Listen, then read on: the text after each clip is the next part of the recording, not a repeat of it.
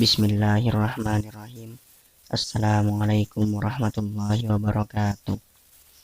Innal hamdalillah nahmaduhu wa nasta'inuhu wa nastaghfiruh wa na'udzu billahi min syururi anfusina wa min sayyiati a'malina. May yahdihillahu fala mudhillalah wa may yudlil fala hadiyalah. Asyhadu an la ilaha illallah wahdahu la syarikalah wa asyhadu anna Muhammadan abduhu wa rasuluh. La nabiyya ba'dah.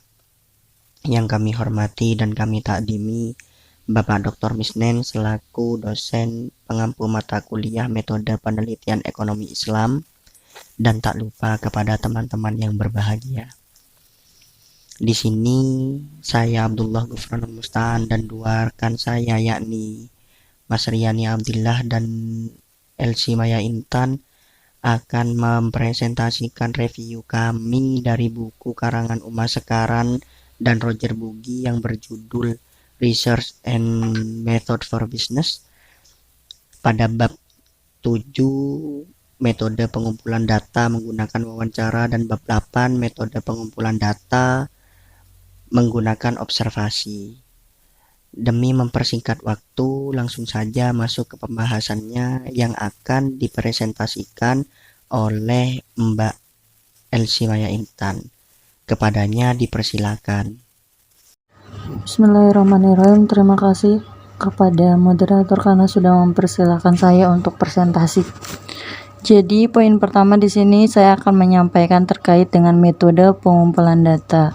Nah, di metode pengumpulan data, jadi ada 3 poin. Yang pertama itu wawancara, yang kedua kuesioner, dan yang ketiga itu observasi. Kalau yang pertama terkait dengan wawancara itu adalah metode ini biasanya tuh lumrah banget dilakukan baik dalam riset kuantitatif maupun kualitatif. Wawancara atau interview adalah proses pengumpulan data di mana informan menjawab pertanyaan yang diajukan pewawancara secara eksklusif untuk kepentingan penelitian. Jenis atau tipe wawancara penelitian itu cukup beragam. Ada interview itu biasa dilakukan dalam bentuk terstruktur, bisa juga dilakukan dalam semi struktur dan tidak struktur atau informal. Yang kedua itu terkait dengan observasi. Nah, observasi ini secara sederhana bisa diartikan sebagai pengamatan. Tentu saja tidak sembarangan pengamatan karena dilakukan dengan ketelitian dan kecermatan dalam rangka memperoleh data penelitian. Praktik observasi melibatkan pengarahan beberapa indera penelitian, terutama penglihatan dan pendengaran, untuk menangkap fenomena di sekitar yang bisa dijadikan data oleh peneliti. Yang terakhir itu adalah kuesioner. Kuesioner itu adalah suatu teknik pengumpulan informasi yang memungkinkan analisis mempelajari terkait dengan sikap-sikap, keyakinan, perilaku, dan karakteristik beberapa orang di dalam organisasi yang bisa terpengaruh oleh sistem yang diajukan oleh sistem yang sudah ada. Terima kasih atas materi yang telah disampaikan oleh Mbak Intan. Selanjutnya akan dilanjutkan oleh Mbak Dila. Kepadanya dipersilakan. Baik, terima kasih. Assalamualaikum warahmatullahi wabarakatuh. Saya Mas Riyani Adila melanjutkan presentasi selanjutnya, yaitu wawancara. Jadi wawancara adalah metode pengumpulan data yang efektif terutama selama tahap penelitian eksploratif, di mana ketika banyak wawancara dilakukan dengan banyak pewawancara yang berbeda, kita dapat memberikan pelatihan untuk meminimalisirkan bias pewawancara yang ditunjukkan dalam infleksi suara, perbedaan, dan penyusunan kata serta interpeksi, di mana pelatihan yang baik akan mengurangi bias pewawancara. Selanjutnya, wawancara struktur. Wawancara struktur ialah wawancara yang dilakukan ketika awal diketahui informasi apa yang perlu kita wawancarain, di mana pewawancara memiliki daftar pertanyaan yang direncanakan untuk ditanyakan kepada responden baik secara pribadi, melalui telepon atau komputer atau lainnya. Serta pertanyaan tersebut fokus pada faktor yang diketahui selama wawancara tidak terstruktur dan dianggap relevan dengan masalah yang ada. Ketika responden menyampaikan pandangan mereka, peneliti mencatat pertanyaan yang sama akan diajukan kepada semua responden dengan cara yang sama. Selanjutnya, wawancara tidak struktur, di mana disebut tidak struktur karena pewawancara tidak memasuki situasi wawancara dengan rangkaian pertanyaan yang direncanakan yang akan diberikan kepada responden. Tujuan wawancara tidak struktur ialah untuk mengetahui beberapa isu pendahuluan sehingga peneliti dapat menentukan variabel yang memerlukan investigasi mendalam dan untuk melanjutkan ke wawancara terstruktur. Tinjauan wawancara tidak struktur dan wawancara struktur ialah di mana wawancara tidak struktur menyelidiki dan menggali beberapa faktor pada situasi yang mungkin menjadi pusat dari bidang permasalahan yang sangat luas. Selama proses ini mungkin terbukti bahwa masalah seperti yang diidentifikasikan dari klien tidak lain adalah gejala dari persoalan yang lebih serius dan sulit. Untuk melakukan wawancara tidak struktur, kita juga terhadap banyak orang dapat menghasilkan identifikasi beberapa faktor yang penting dalam situasinya, kemudian akan ditindaklanjuti lebih jauh selama wawancara terstruktur untuk mendapatkan informasi yang lebih mendalam. Untuk membantu identifikasi masalah kritis terhadap pemecahan masalahnya dalam penelitian ini, kita menggunakan biasanya teori tentatif atau sampai teori sementara dari faktor yang berkontribusi pada masalah seringkali dikonseptualkan berdasarkan informasi yang diperoleh dari wawancara tidak struktur dan struktur. Wawancara tatap muka, di mana wawancara ini dilakukan melalui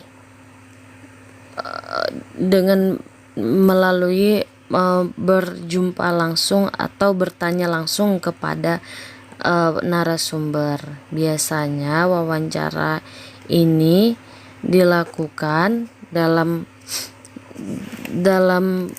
bentuk rekaman atau lainnya. Kelebihan dari wawancara tatap muka atau wawancara langsung adalah peneliti dapat menyesuaikan pertanyaan sesuai kebutuhan kita serta mengklarifikasi keraguan dan memastikan bahwa respon dipahami dengan tepat.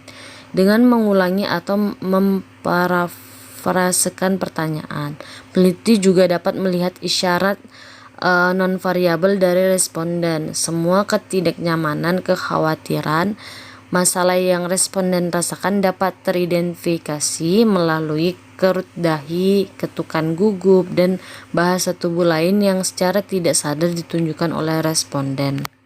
Kekurangan dalam wawancara tatap muka ini ialah keterbatasan geografi yang menghalangi survei dan banyak sumber daya yang diperlukan jika survei tersebut dilakukan secara nasional atau internasional.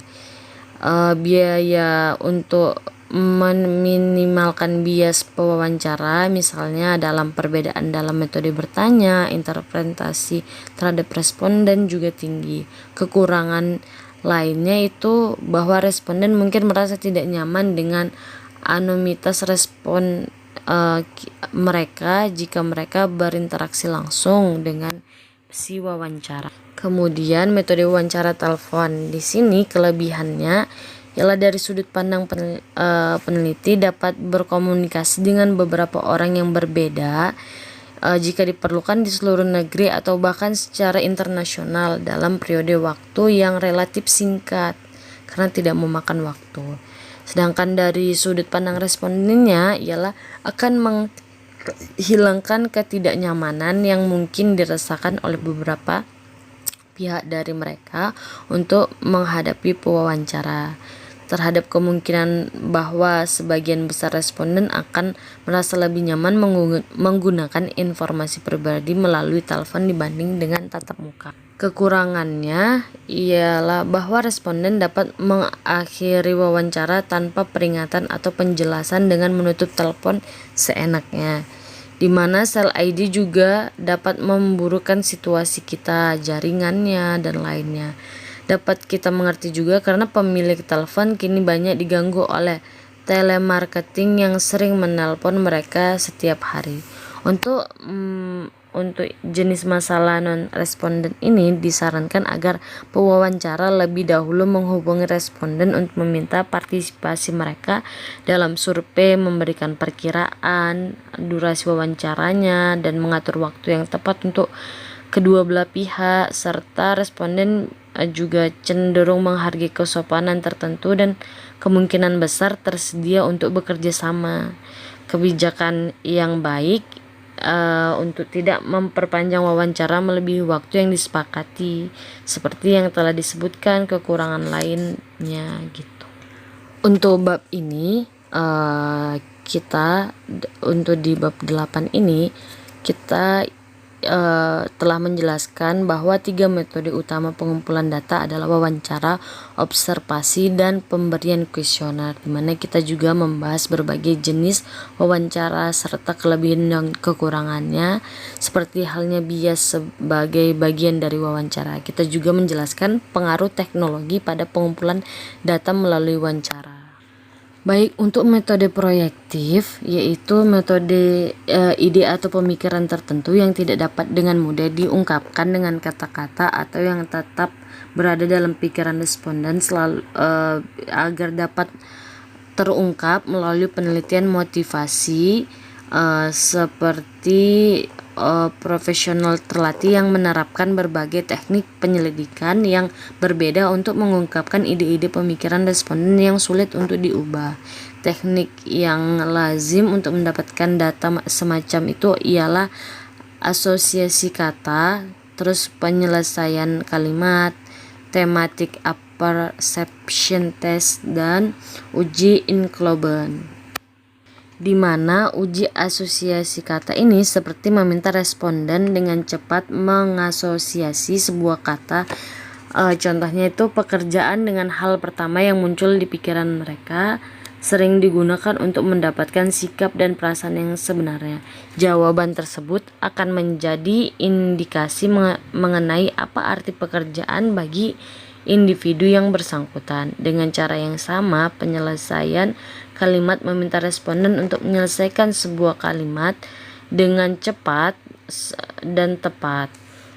Lanjut, thematic apperception test ialah meminta responden untuk merangkai cerita di sekitar gambar yang ditunjukkan, seperti beberapa pola kebutuhan yang karakteristiknya kepribadian dari responden dapat kita ketahui dengan menelusuri menggunakan tes tersebut. Kemudian uji Inklob, di mana bentuk penelitian motivasional menggunakan noda tinta berwarna yang diinterpretasikan untuk responden yang menjelaskan apa yang mereka lihat dalam beragam pola dan warna tersebut.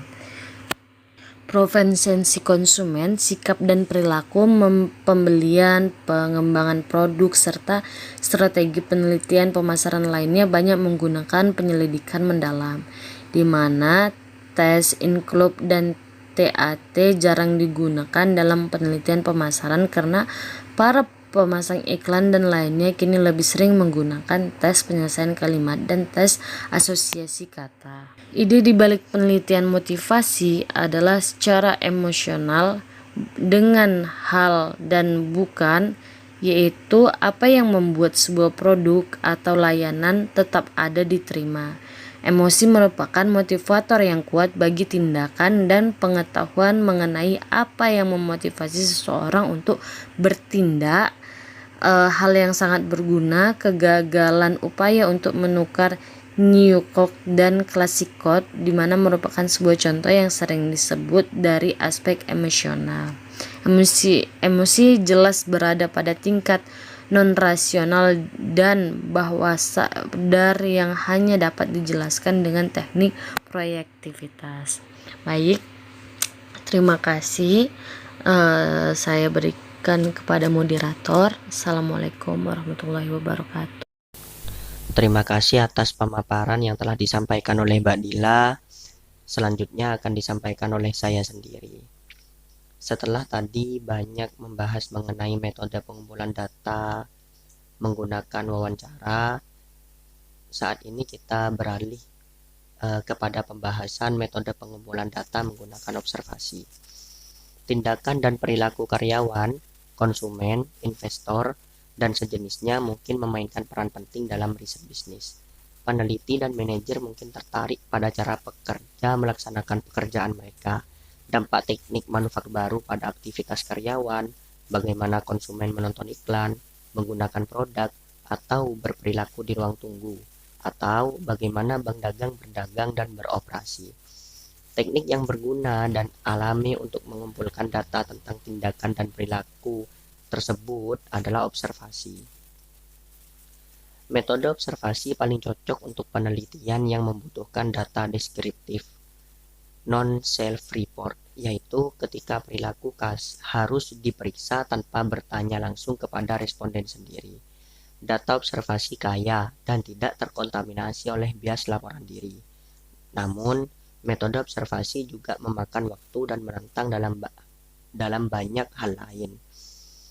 Dalam buku ini dijelaskan bahwa definisi observasi adalah suatu aktivitas terhadap suatu proses atau objek dengan maksud merasakan dan memahami pengetahuan dari sebuah fenomena berdasarkan pengetahuan dan gagasan yang sudah diketahui sebelumnya untuk mendapatkan informasi-informasi yang dibutuhkan untuk melanjutkan suatu penelitian. Observasi adalah metode penelitian untuk mengukur tindakan dan proses individu dalam sebuah peristiwa yang diamati, bertujuan untuk menggambarkan suatu objek atau peristiwa melalui pengamatan menggunakan panca indera, serta informasi yang digunakan kelak dapat dibagikan kepada pihak lain dalam bentuk karya ilmiah atau non-ilmiah, seperti dalam bentuk teks laporan hasil observasi. Observasi melibatkan kegiatan melihat, mencatat, menganalisis, dan menginterpretasikan perilaku, tindakan, atau peristiwa secara terencana, dengan membedakan menjadi 4 dimensi observasi. 4 dimensi ini menjadi kunci yang menjadi karakteristik jenis pengamatan. Yang pertama adalah studi observasional yang terkontrol atau tidak terkontrol. Perbedaan dapat dibuat antara pengamatan yang dilakukan dalam pengaturan terkontrol atau buatan versus tidak terkontrol atau alami. Pengamatan sering dilakukan dalam suasana alam, namun observasi juga merupakan metode pengumpulan data yang potensial dalam tradisi penelitian eksperimental dan terkontrol. Sebuah studi observasional dikatakan memiliki kendali yang tinggi ketika situasi atau setting dimanipulasi atau dibuat oleh peneliti.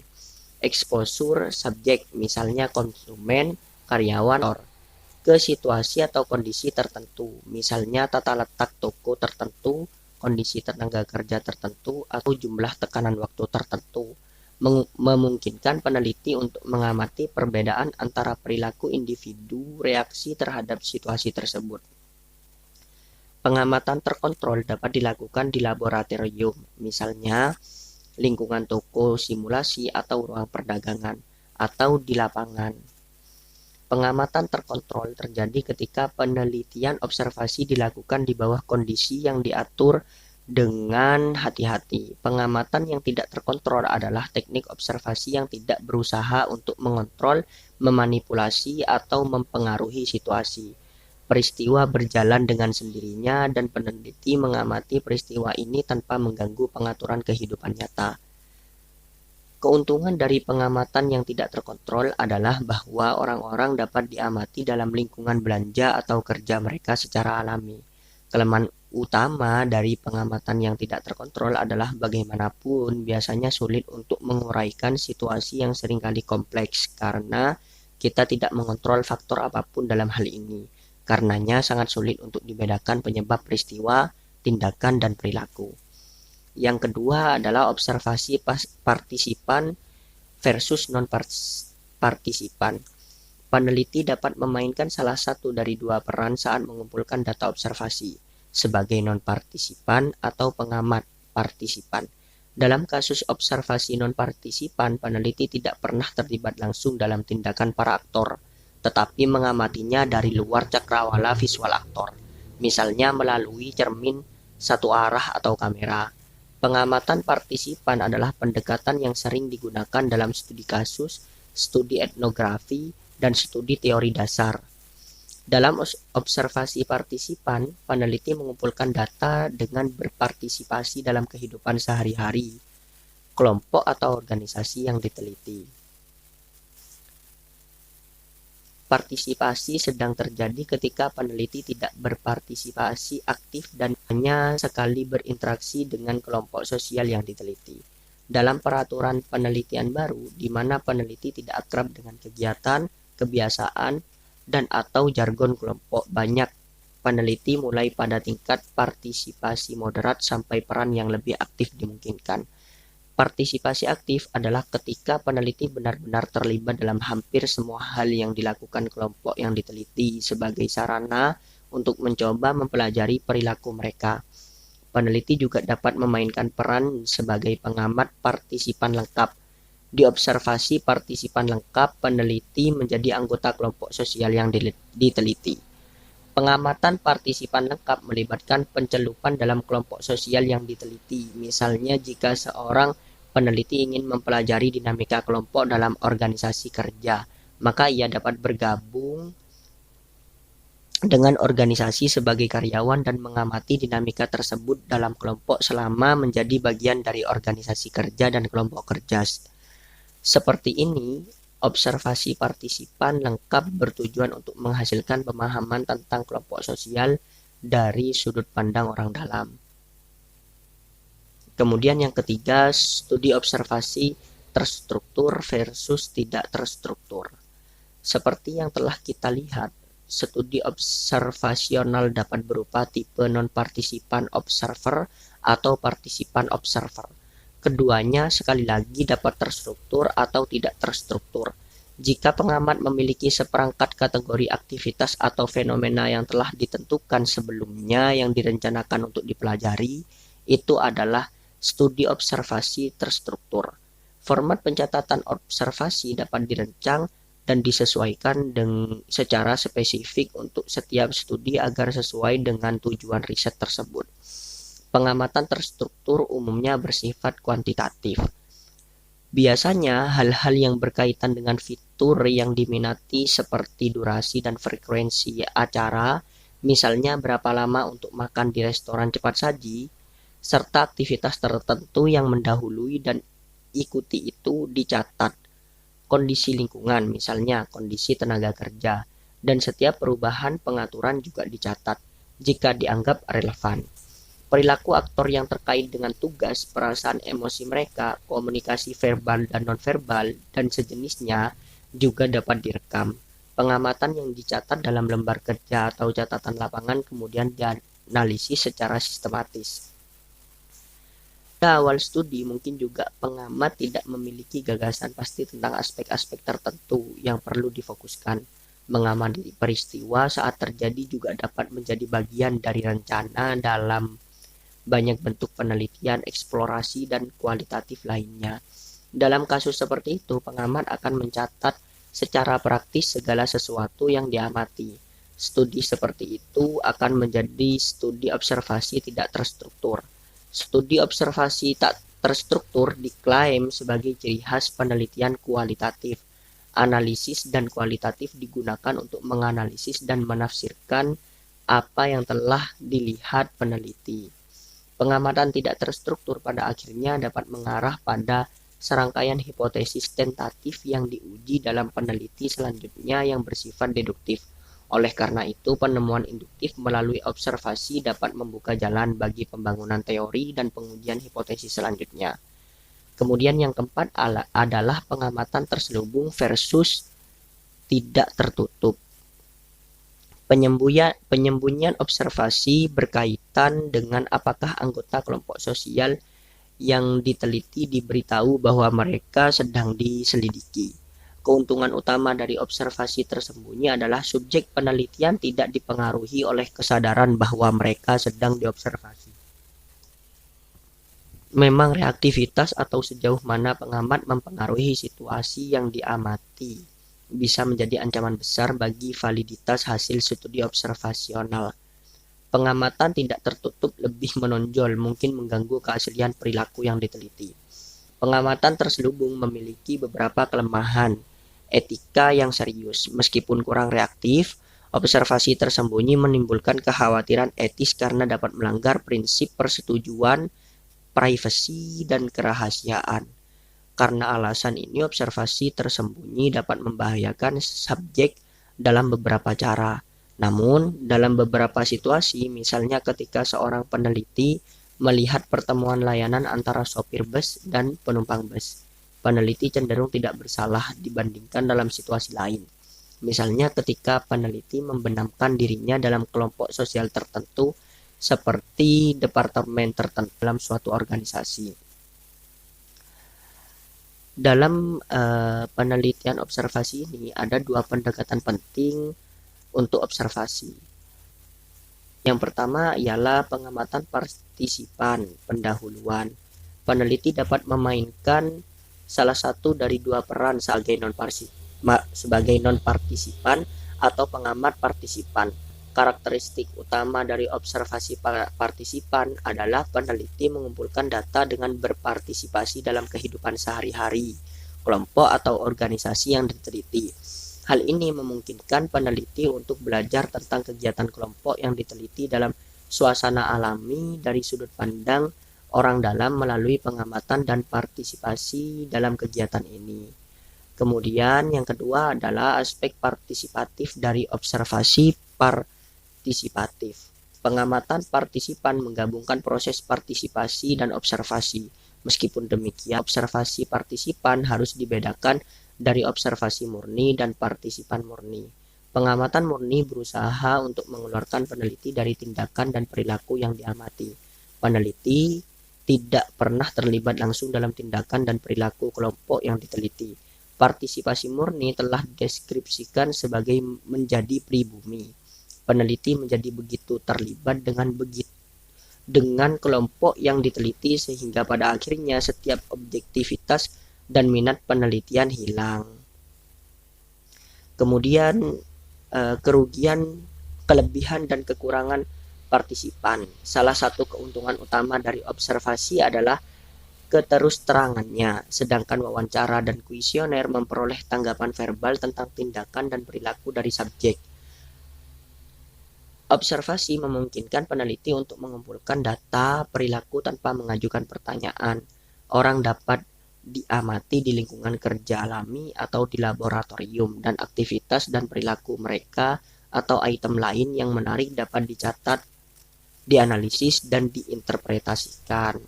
Selain aktivitas yang dilakukan oleh individu yang diteliti, pergerakan, kebiasaan kerja, pernyataan yang dibuat, dan pertemuan yang dilakukan oleh mereka, faktor lingkungan lainnya seperti tata letak, pola alur kerja, kedekatan pengaturan tempat duduk, dan sejenisnya juga bisa dicatat. Dalam studi observasi juga relatif mudah untuk membedakan faktor situasional seperti cuaca, panas, dingin, dan hari dalam seminggu, pertengahan minggu dibandingkan dengan Senin atau Jumat, dan faktor lain yang mungkin berpengaruh. Misalnya produktivitas, penjualan suatu produk, pola lalu lintas, ketidakhadiran, dan sejenisnya. Cukup itu yang bisa saya sampaikan sekaligus menutup presentasi dari kami kelompok 4. Kurang lebihnya saya mohon maaf. Wallahul muwaffiq ila aqwamit thoriq. Wassalamualaikum warahmatullahi wabarakatuh.